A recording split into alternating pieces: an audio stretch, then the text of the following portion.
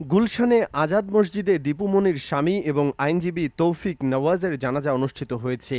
প্যারোলে মুক্তি পেয়ে প্রিজন ভ্যানে করে মসজিদে আসা দীপু মনি জানাজা শেষে ভ্যান থেকে নেমে শেষবারের মতো স্বামীকে দেখেন।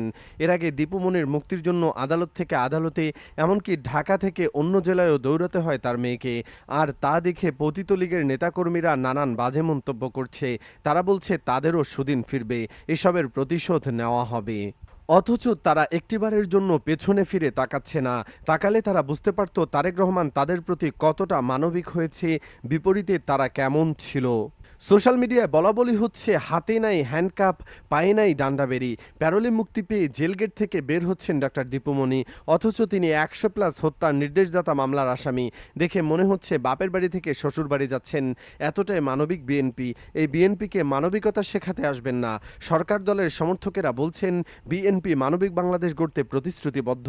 দীপু মনির আমলে আমাদের সাবেক এমপি মন্ত্রীরা মা বাবার জানাজা পড়তে পারেনি। দীপু মনিদের আমলে অনেকে প্যারোলে মুক্তিও পাননি। বিএনপির সাবেক উপমন্ত্রী আব্দুস সালাম পিন্টু প্যারোলে মুক্তি পেয়েও মায়ের মুখ দেখতে পারেননি। ২০১৮ সালে সাবেক স্বরাষ্ট্র প্রতিমন্ত্রী লুৎফুজ্জামান বাবর ভাইয়ের আম্মা মারা গেলেও প্যারোলে মুক্তি পাননি, নিজের মায়ের জানাজায় অংশ নিতে পারেননি। আজিজুল বারী হেলাল কারাগারে থাকাকালীন ওনার বাবা মারা যান, কিন্তু প্যারোলে মুক্তি পাননি, বাবার জানাজায়ও পড়তে পাননি। বিএনপি নেতা আলিজম প্যারোলে মুক্তি পেলেও না ছাড়ার কারণে বাবার জানাজা পড়তে পারেননি। এরকম আরও বহু উদাহরণ বিএনপিতে আছে। সাধু সাবধান, বিএনপিকে মানবিকতা শেখাতে আসবেন না। বিএনপির মানবিকতা উজ্জ্বল দৃষ্টান্ত। জামায়াতে নেতাদের বিষয়টিও সামনে এসেছে। হাসিনা কাদের মোল্লার ফাঁসি দিয়ে পরে তার পরিবারের ১১ জনকে গ্রেপ্তারও করেছিল। নির্দোষ জামায়াত নেতা বর্তমান আমিরে জামায়াতে ডক্টর শফিকুর রহমানকে ডান্ডাবেরি পরিয়ে কোর্টে হাজির করেছিল। আল্লামা দেলোয়ার হোসেন সাঈদের হাটে হ্যান্ডকাপ পরিয়ে প্যারোলে মুক্তি দিয়েছিল। তার মায়ের জানাজার জন্য মাত্র ৩ ঘন্টা সময় দিয়েছিল।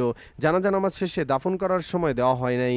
মিয়া গোলাম পরোয়ারের বাবা ইন্তেকাল করলে প্যারোলে মুক্তি দিয়েছিল শুধু জানাজা পড়ানোর জন্য, দাফন করার সময় দেয় নাই। এটিএম আজহারুল ইসলামের পায়ে ডান্ডাবেরি পরিয়ে কোর্টে হাজির করেছিল। শিবির নেতাদের ক্রসফায়ার দিয়ে করে গোসল দেওয়ার সুযোগ দেওয়া হয় নাই। জানাজা বাদেই তড়িঘড়ি করে দাফন করা হয়েছিল।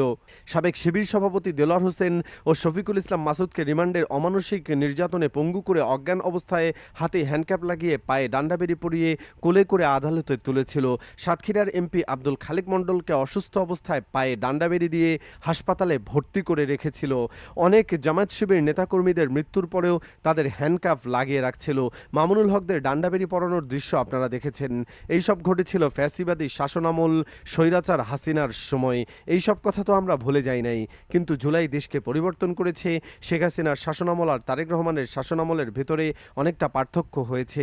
তবুও লীগের পোলাপান বলছে বাবার লাশ হিমাগারে, মা কারাগারে। এ কেমন নির্মমতার রাজনীতি! বাবার লাশ পড়ে আছে হিমাগারে আর মা বন্দি কারাগারে। কন্যা তনি দীপাবলির দ্বারে দ্বারে ঘুরছেন। একটাই আকুতি, যদি অন্তত কয়েক ঘন্টার জন্য মা প্যারোলে মুক্তি পান, যদি শেষবারের মতো মৃত বাবার মুখটা দেখতে পারেন। সেই সাথে যারা প্রতিশোধের কথা বলছেন তাদেরও একবার পেছনে ফিরে দেখা উচিত। কারণ ক্ষমতা চিরস্থায়ী নয়, সময় কারোর জন্য একই থাকে না। তাই আবেগ নয়, তথ্য যাচাই করুন, অতীতের ঘটনাগুলো মনে রাখুন, কিন্তু ভবিষ্যৎটা যেন প্রতিহিংসার না হয়, সেটাই হোক আমাদের প্রত্যাশা। আপনার কি মনে হয়, হাসিনার থেকে তারেক রহমানকে অনেক বেশি মানবিক নন? কমেন্টে আপনার মতামত জানান। ভিডিওটি ভালো লাগলে লাইক দিন, শেয়ার করুন এবং এমন আরও তথ্যভিত্তিক ভিডিও পেতে চ্যানেলটিকে সাবস্ক্রাইব করে পাশে থাকা বেল আইকনটিকে বাজিয়ে দিন।